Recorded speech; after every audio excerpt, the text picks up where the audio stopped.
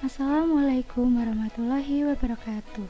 Terima kasih kepada Bapak dan Ibu, khususnya warga Dusun Janten Ngestiarjo, Kasihan Bantul, yang sudah berkenan menonton video ini dalam rangka sosialisasi terkait materi pengenalan sistem IPAL sederhana untuk pengolahan limbah cair oleh limbah rumah tangga dan UMKM. Latar belakang pengolahan limbah. Adanya air limbah domestik antara lain air bekas mandi dan cuci, buangan tinja manusia, juga limbah perkantoran, ruang karyawan, dan juga produksi. Apabila limbah tersebut dapat terolah dengan baik, maka akan menghasilkan lingkungan yang sehat. Sedangkan apabila limbah tersebut terolah dengan tidak baik, maka akan dapat menimbulkan berbagai macam penyakit. Jadi, mengapa air limbah harus diolah? Yang pertama, dapat mereduksi penyebaran penyakit menular. Dan yang kedua, dapat mencegah polusi air permukaan dan air tanah. Pengolahan air limbah secara biologis yaitu sebuah metode dalam mengolah air limbah dengan memanfaatkan aktivitas mikroorganisme untuk mendekomposisi komponen organik atau zat pencemar yang terkandung dalam air limbah. Pengolahan biologis sendiri dibagi menjadi dua, yaitu secara aerobik dan secara anaerobik. Bedanya jika secara aerobik yaitu dekomposisi organik dengan menghadirkan oksigen. Oksigen berfungsi sebagai pengoksidasi bahan organik. Biasanya metode pengolahan aerobik dilakukan pada saat beban atau kadar BOD pada limbah tidak terlalu tinggi. Sedangkan pengolahan anaerobik yaitu dekomposisi organik tanpa kehadiran oksigen. Biasanya metode ini digunakan pada saat beban atau kadar BOD pada limbah yang sangat tinggi. Teknologi pengolahan air limbah untuk industri berskala besar dibagi menjadi tiga, antara lain teknologi biomasa tersuspensi, teknologi biomasa melekat, dan kolam atau laguna.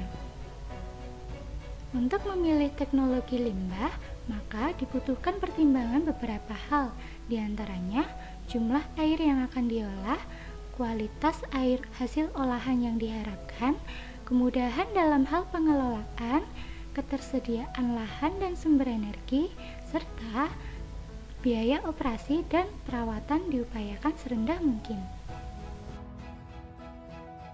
Seperti yang kita tahu, limbah merupakan buangan atau sisa yang dihasilkan dari suatu proses atau kegiatan dari industri maupun domestik. Menurut Peraturan Pemerintah Nomor 101 Tahun 2014, limbah adalah sisa suatu usaha atau kegiatan. Ada tiga bentuk limbah. Yang pertama, limbah padat, misalnya sisa makanan, sayuran, potongan kayu, sobekan kertas, sampah plastik, dan logam. Yang kedua, limbah cair yang akan saya jelaskan di slide selanjutnya. Kemudian yang terakhir adalah limbah dalam bentuk gas. Contoh limbah gas adalah gas pembuangan kendaraan bermotor. Pembuatan bahan bakar minyak juga menghasilkan gas buangan yang berbahaya bagi lingkungan. Baik, kita langsung fokuskan saja ke limbah cair. Jadi, limbah cair adalah limbah yang berwujud cair, terlarut dalam air, selalu berpindah dan tidak pernah diam. Contoh limbah cair adalah air bekas mencuci pakaian, air bekas pembuatan industri pangan, air bekas industri tekstil, dan sebagainya. Karakteristik limbah cair. Parameter yang digunakan untuk menunjukkan karakter air buangan industri pangan diantaranya yang pertama, parameter fisika, yaitu berdasarkan kekeruhan, suhu, zat padat, bau, dan lain-lain. Yang kedua adalah parameter kimia yang dibagi menjadi dua, yaitu kimia organik dan anorganik. Dan yang ketiga, beberapa karakteristik limbah cair industri pangan, antara lain padatan tersuspensi, BOD, COD, total nitrogen, dan pH. Dan masing-masing akan saya jelaskan di slide selanjutnya. Yang pertama, padatan tersuspensi, yaitu bahan-bahan yang melayang dan tidak larut di dalam air. Padatan tersuspensi sangat berhubungan erat dengan tingkat kekeruhan air. Semakin tinggi kandungan bahan tersuspensi, maka air akan semakin keruh. Selanjutnya adalah BOD, merupakan parameter untuk menilai jumlah zat organik yang terlarut serta menunjukkan jumlah oksigen yang diperlukan oleh aktivitas mikroba dalam menguraikan zat organik secara biologis di dalam limbah cair.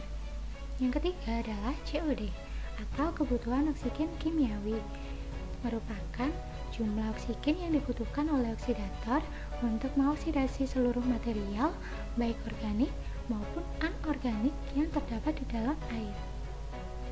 Yang keempat adalah total nitrogen, yaitu fraksi bahan-bahan organik campuran senyawa kompleks antara lain asam-asam amino dan protein. Dan yang terakhir adalah derajat keasaman atau pH air. Semakin rendah pH maka semakin asam. Limbah industri tahu misalnya yang sifatnya cenderung asam. Pada keadaan asam ini akan terlepas zat-zat yang mudah menguap. Hal ini mengakibatkan limbah cair industri tahu mengeluarkan bau yang kurang sedap. Sekarang masuk ke lingkungan hidup.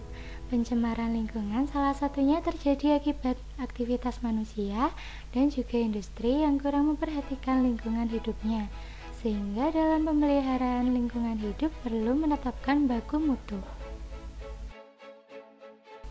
Berdasarkan Peraturan Menteri Lingkungan Hidup Nomor 68 Tahun 2016 tentang baku mutu air limbah domestik, yaitu setiap usaha dan atau kegiatan yang menghasilkan air limbah domestik wajib melakukan pengolahan air limbah domestik yang dihasilkannya. Pengolahan air limbah domestik dibagi menjadi dua, yaitu secara tersendiri, yaitu tanpa menggabungkan dengan pengolahan air limbah dari kegiatan lainnya. Juga secara terintegrasi, yaitu melalui penggabungan air limbah dari kegiatan lainnya ke dalam satu sistem pengolahan air limbah. Nah, bisa dilihat Bapak dan Ibu sekalian dari parameternya ada pH, BOD, COD, dan sebagainya, serta kadar maksimal yang tidak boleh melebihi angka tersebut. Dan saran dari kami, sebaiknya kepada pelaku usaha UMKM khususnya yang biasanya menghasilkan air limbah, sebaiknya melakukan pengecekan terhadap baku mutu air limbah setidaknya 1 tahun sekali. Dapat meminta bantuan kepada pihak desa untuk berkoordinasi dengan dinas tempat terkait penanganan pengolahan limbah tersebut. Satu lagi saya ambil contoh dari Perda DIY nomor 7 tahun 2016 tentang baku mutu air limbah. Di sini ada salah satu syarat baku mutu air limbah untuk kegiatan industri tahu. Bisa dilihat parameternya ada macam-macam, dan di sini ada batas ukuran paling maksimal, yaitu kadar paling banyak dan juga beban pencemaran paling banyak. Jadi untuk kegiatan industri tahu ini tidak boleh melebihi kadar yang sudah ditetapkan. Selanjutnya, mari kita fokus ke limbah rumah tangga. Air buangan melalui limbah rumah tangga yang dibuang sembarangan dapat menyebabkan air di sekitar rumah dan tanah menjadi tercemar. Limbah cair rumah tangga dibagi menjadi 3, yaitu clean water, yaitu limbah hasil tetesan air dan kulkas. Yang kedua adalah grey water, yaitu limbah cair yang bukan berasal dari kotoran manusia. Dan yang ketiga adalah black water, yaitu limbah yang berasal dari kotoran manusia. Grey water adalah cairan limbah rumah tangga yang berasal dari hasil cuci mencuci dan hasil memasak. Limbah ini harus diperlakukan berbeda dengan limbah yang berasal dari kotoran manusia, sehingga limbah grey water tidak boleh dibuang di septic tank. Kandungan sabun yang ada di dalam limbah ini mampu membunuh mikroorganisme atau bakteri yang bertugas mengurai limbah manusia.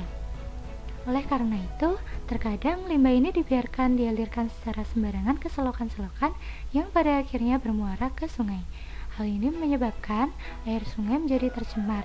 Salah satu langkah yang dapat diambil untuk mencegah semakin banyak air kotor jatuh ke sungai adalah dengan menanam tanaman yang bisa menyerap zat pencemar.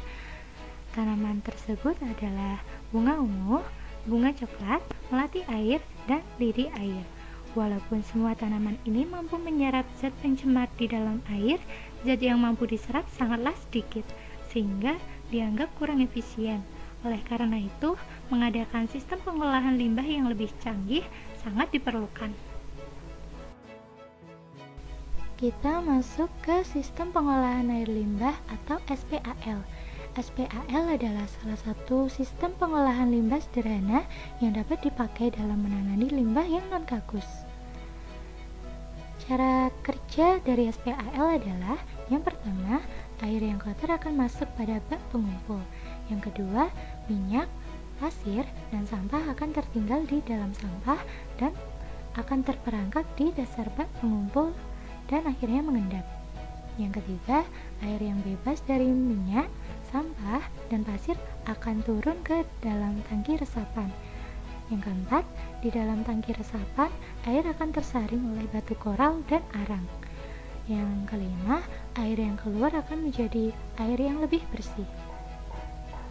Untuk lebih jelasnya, akan ada video di slide selanjutnya berupa tutorial atau langkah-langkah pembuatan SPAL sederhana ini.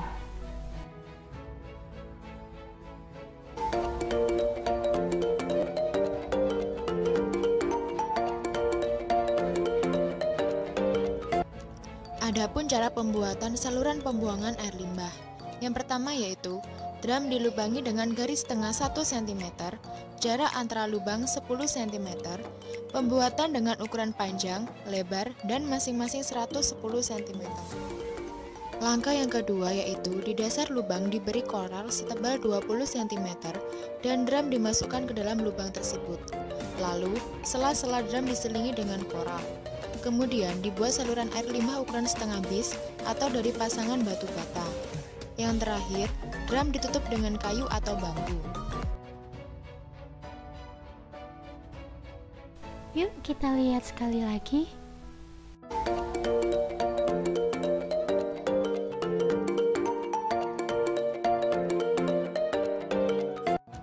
Adapun cara pembuatan saluran pembuangan air limbah. Yang pertama yaitu drum dilubangi dengan garis tengah 1 cm, jarak antara lubang 10 cm, pembuatan dengan ukuran panjang, lebar, dan masing-masing 110 cm. Langkah yang kedua yaitu di dasar lubang diberi koral setebal 20 cm dan drum dimasukkan ke dalam lubang tersebut. Lalu, sela-sela drum diselingi dengan koral. Kemudian dibuat saluran air limbah ukuran setengah bis atau dari pasangan batu bata. Yang terakhir, drum ditutup dengan kayu atau bambu.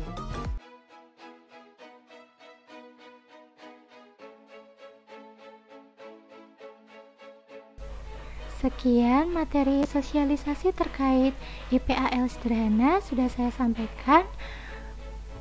Kurang lebihnya saya mohon maaf. Terima kasih sudah menonton video ini sampai selesai. Semoga bermanfaat. Wassalamualaikum warahmatullahi wabarakatuh.